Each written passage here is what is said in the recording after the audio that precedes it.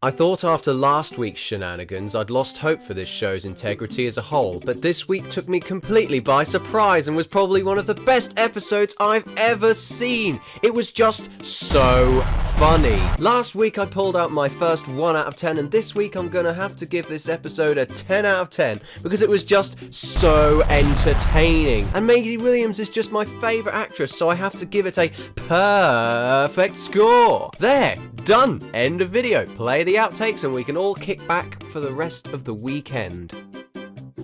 Except it's not really going to be that easy, is it?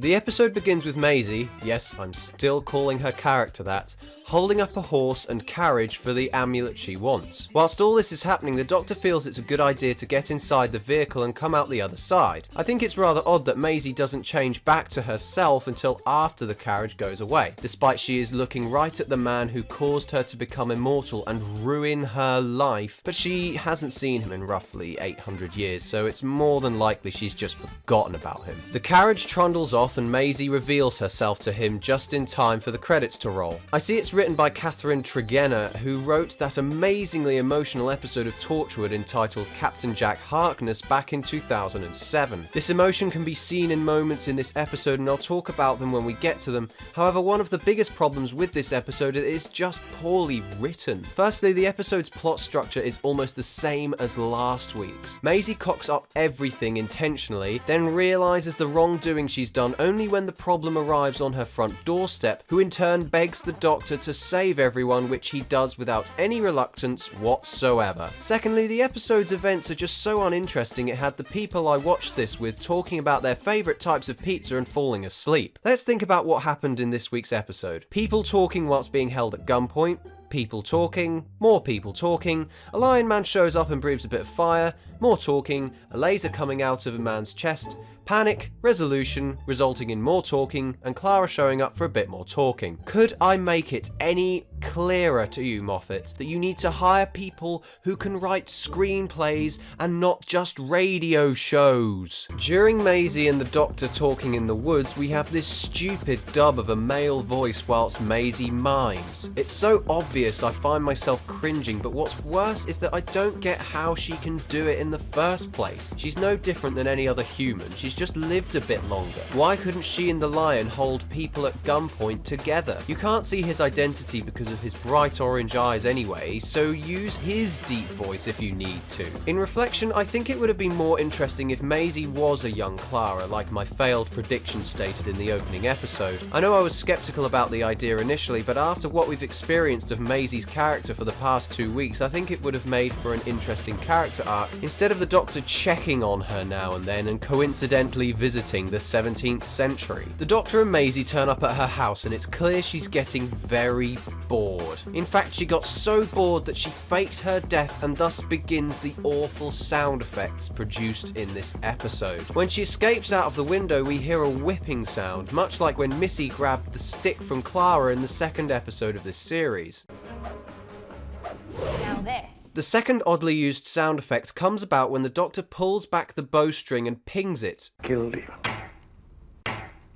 I do think this segment of Maisie reminiscing through the ages is interesting, but I don't think it should have been done in this forced comedic fashion. The whole immortality theme resonates well in this section and throughout the whole episode, but it's a shame they couldn't have made it either more emotional or more gruesome to watch the death and glory witnessed before her eyes for so many years. This is why I really appreciate the part about the Black Plague killing babies and seeing her break down in front of the cribs. The tears on the old books, the music, even her performance here is fantastic. What happened to the rest of the script, Catherine? Maisie goes and consults the eyes and the bushes and then claims to know about the Doctor being the man who runs away. She claims that she just knows this, when I think it would have been more interesting if she'd said something like Queen Elizabeth I told me so, or something like that, just to keep the episode fresh instead of just a throwaway comment that adds the whole she knows more than she lets on vibe that I'm getting from her character at this point. They then leave the house and somehow the Doctor's sonic sunglasses have been repaired. It's alright, I'm sure the cast and crew have been to plenty of 3D movies in their time, so they're bound to have plenty of spares lying around in their houses. I know I do anyway. The Sonic sunglasses are now OP and need nerfing because it can now set things on fire. This could get very interesting, because now he can set things on fire. If he gets stuck in certain situations, we no longer can suffer from plot convenience and or coincidental mishaps that allow him to get away from danger rather conveniently. They enter the room with the amulet and Maisie says this in response to the Doctor getting out his new toy. Doctor, turn that thing off. Now, considering we are in a time set before electricity, turning things on and off would be quite rare for the language of that time period. You wouldn't say, turn that candle off, would you? They then take the Eye of Hades and sneak around into the other room where they find the master of the house snoring on a sofa. He then wakes up hearing the creaking of the floorboards and we have another cringe-filled moment with the Doctor and Maisie on their hands and knees scuffling around the room. There must have been an alternative way of shooting this instead of using forced comedy, surely. Maisie then says a line that was very much designed for the next time trailer.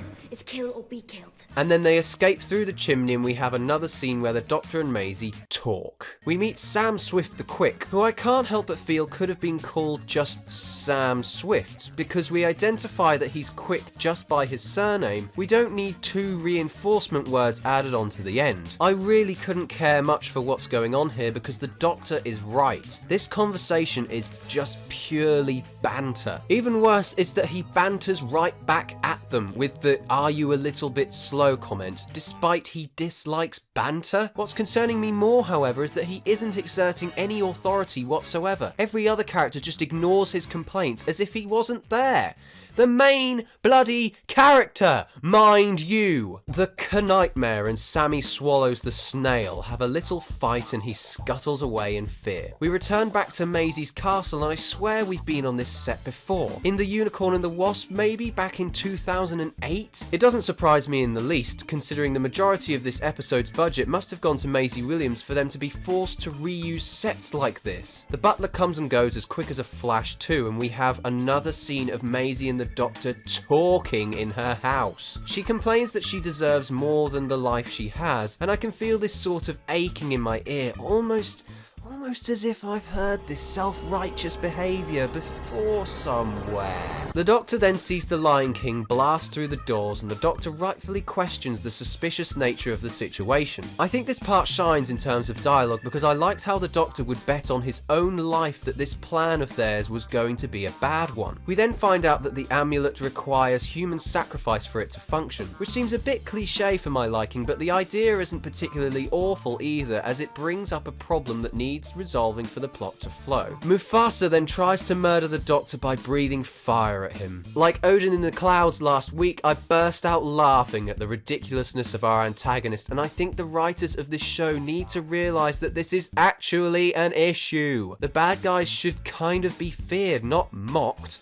because otherwise there's no tension between the good and evil, thus no audience empathy for the protagonist or integrity for the show. This shouldn't be happening. The fire is so ineffective anyway, considering he meant to burn the Doctor to a crisp, but his flames couldn't even reach or engulf the Doctor completely. This dude is just appalling, and it's a shame I could no longer take this episode seriously after that point. The Doctor asks Maisie what happened to her, and she responds with, "You did," which funnily enough I can kind of agree with. The reason she's alive is entirely his fault. It's a shame he doesn't appear to have the foresight that he needs in order to stop shit like this from happening. I'm not going to go on a time travel wibbly wobbly timey-wimey rant about what could have been if this or that happened, but I think we should have left Maisie to die last week so that poor old Catherine could have written a decent episode without the constraints of last week to deal with. We have a long scene of the Doctor and Maisie talking and the guards show up. These two are probably the most pathetic guards I've ever seen. They're socially awkward and unintimidating, as well as being two poor performers that are just trying to force more laughs out of an already half asleep audience. The Doctor rides on a horse and we see the start of the hanging take place, with numerous puns and one-liners that just didn't tickle my fancy, considering I'd pretty much given up by this point. When he gets there, he once again goes against his word by spouting out puns just to stop this man from being hanged. It doesn't really matter anyway, because Maisie fucks things up even further by placing the Eye of Hades into Sam's chest.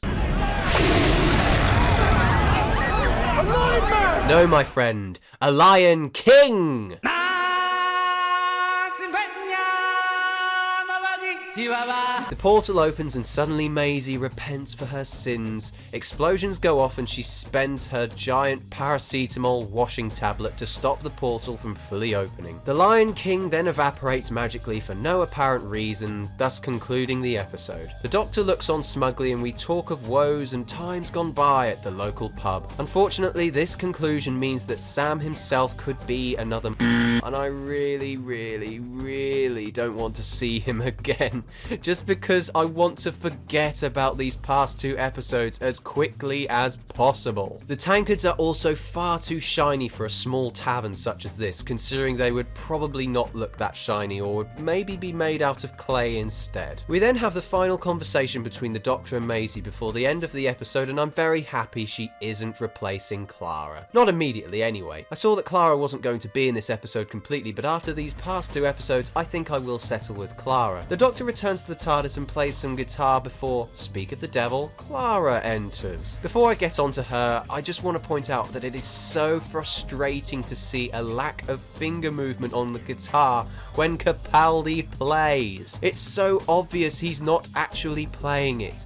Please offer us a bit more authenticity when one of your actors plays a few simple guitar chords. So anyway, Clara starts nattering, and I know a few minutes ago I said I will settle with Clara, but I take it back. A celebratory selfie with a student? Are you fucking kidding me?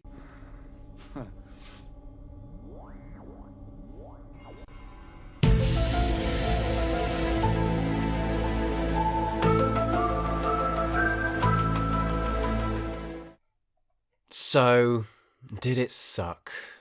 You bet every last shilling you can count it did. I give this episode a 2 out of 10 because of the awful plot, the unnecessary sound effects, forced comedy, the awful antagonist, and that unnecessary moment with Clara at the end. The only positive things I can think of were some of the conversations had a bit of interesting flair to them, and the segment of the episode reflecting everything she had done in the past 800 years. However, there wasn't enough of that to make this episode completely praiseworthy, and I just can't believe how bad these past two episodes have been.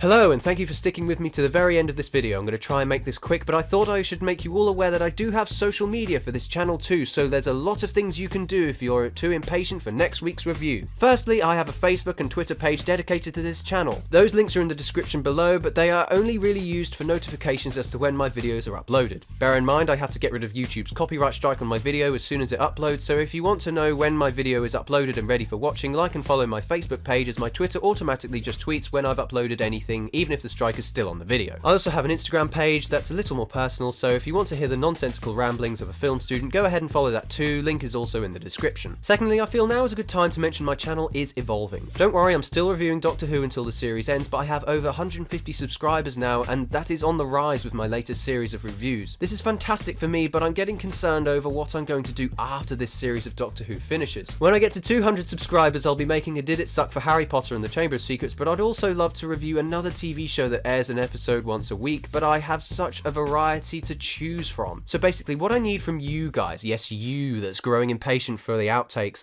is to recommend me a TV show that has a new series being released next year, and I can make a Did It Suck series on that if it is requested enough. There is also a flip side to this also, where if you think there aren't any TV shows that are going to be worth reviewing, give me a film to criticize instead. Hell, I'll even review a video game if you want me to. I just don't want my weekly reviews to come to an end, and I'm desperate for ideas.